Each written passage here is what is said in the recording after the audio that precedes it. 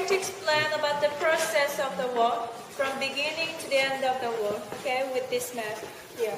So here this is Pyongyang, our capital, and here is Seoul, the enemy's capital. And there is the 30th parallel like this, which was the demarcation line at that time. So at the beginning of the war, on June the 25th, 1950, the enemy state suddenly invaded our territory and intruded 1 or 2 kilometers. But at that time, our soldiers under the command of the great leader, they frustrated this sudden invasion and went over to the counter-offensive. So on June the 28th, 1950, we liberated Seoul. And later we liberated several areas, and on July the 20th, 1950, we liberated here this city called Daejeon, which was the enemy's provisional capital at that time. And here this is the river Rakdong, which we saw in the painting.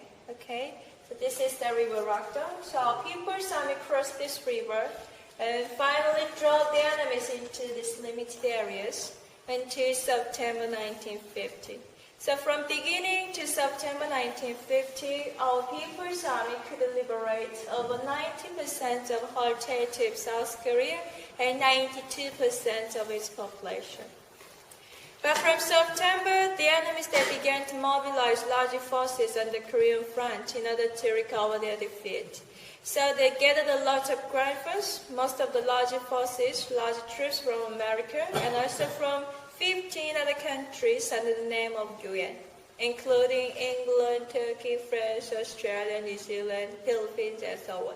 So with these large troops, they conducted a large-scale landing operation here in Incheon. So the enemies, while attacking along the river Rakdong here, they conducted a large-scale landing operation here in Incheon. So what they intended was to block the way of our retreat, so that they could encircle our main force here in this area and to annihilate them completely.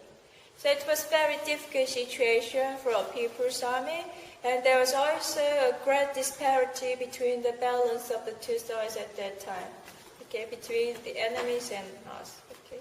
So the great leader, Comrade Kim Il-sung, he set forth the new strategic policy at that time, that was to make the retreat, not just retreat, but it was strategic retreat, in order to set the main force forward to be circled here in this area. So at that time, under the command of the great leader, Comrade Kim Il-sung, our soldiers here in Incheon and Seoul, they fought well, and they delayed the enemy's landing operation 14 days in this period, and greatly contributed to the planned retreat of our main force. So our main force could successfully retreat to the north.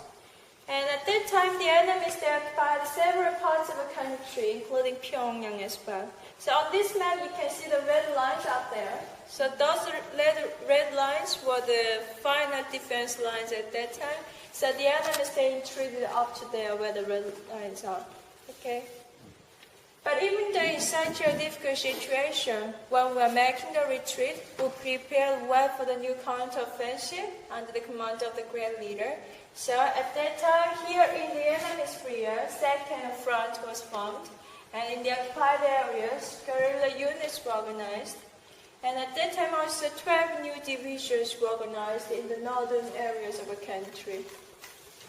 So from October 25th, 1950, our soldiers, together with the Chinese People's Volunteers, they began to frustrate the enemy's attack again and went over to the counter-offensive.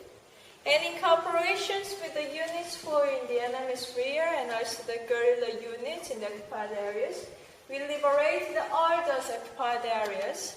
And until June 1951, we completely drove all those enemies out of the country, again south of 30th parallel. And from then, the front was mainly stabilized on the 30th parallel from June 1951. And from July that year, the enemies they began to suggest about the armistice negotiation. But the main purpose was to gain time for the new offensive behind the scene of this negotiation. So the war lasted 2 more years from then. And finally, on July the 27th, 1953, the enemies they signed the armistice, and the 3-year-long Korean War ended.